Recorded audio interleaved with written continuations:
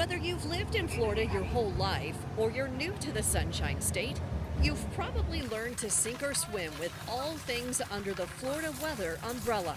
Hi. So when the forecast called for a wet week ahead, Floridians did what they do best, take it in stride.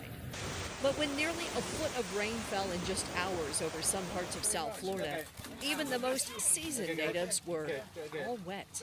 If you want, we can take you to high land.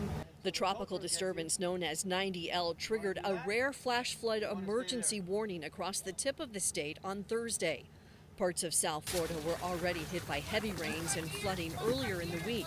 At the height of the worst flooding, the Miami Weather Service office issued increasingly dire warnings. There's areas that easily have 5 feet of standing water.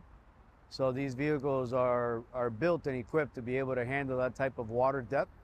So we're getting the crews that need to go in to perform these rescues and or treat these patients into the areas that they need to get into. The relentless string of powerful storms super soaked much of waterlogged Florida, prompting Governor Ron DeSantis to declare a state of emergency for several counties across the state. In addition to the governor's emergency declaration, Miami-Dade's mayor, the city of Miami's mayor, as well as Fort Lauderdale's mayor individually issued emergency declarations for their cities because of the onslaught of torrential rain and flooding. Further north, the National Weather Service in Melbourne confirmed that an EF1 tornado hit Hope Sound just north of West Palm Beach on Wednesday morning. While no one was injured, widespread damage was reported from multiple severe storms. Over 25 inches of rain has fallen in some parts of South Florida since Tuesday. Just take a look at some of these epic rain rates. Over 25 inches in parts of southwest Florida. But some of those really big numbers stay right in the Everglades and then back towards the east, where Miami got over 13 inches of rain, over 14 inches of rain in Fort Lauderdale, and just over a half of a foot of rain in the Palm Beaches. The plume of deep tropical moisture started to push across South Florida midweek as Invest 90L left a calling card of flooded out cars, evacuations, and a logistical travel nightmare in one of the busiest parts of the country.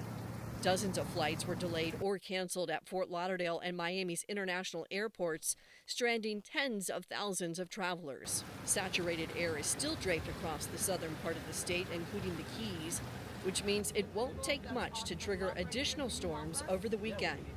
This additional heavy rainfall could be a nightmare for residents trying to regroup after the week's deluge.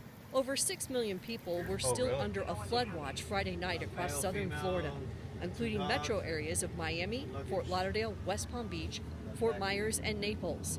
The Miami to Fort Lauderdale corridor remains highly vulnerable to flash flooding. It could take only a quarter inch of rain in just 1 hour to spark new flooding, as the ground is still heavily saturated with little time for water to recede. Florida's flooding is being hailed as a 1 in 1,000 year rain event in some parts of the state. The juxtaposition of disorganized showers and storms comes at the beginning of the Atlantic hurricane season, which could be one of the busiest seasons yet. If this past week is a spoiler alert of what could be on the horizon, Floridians are now ready. I'm Leslie Hudson reporting.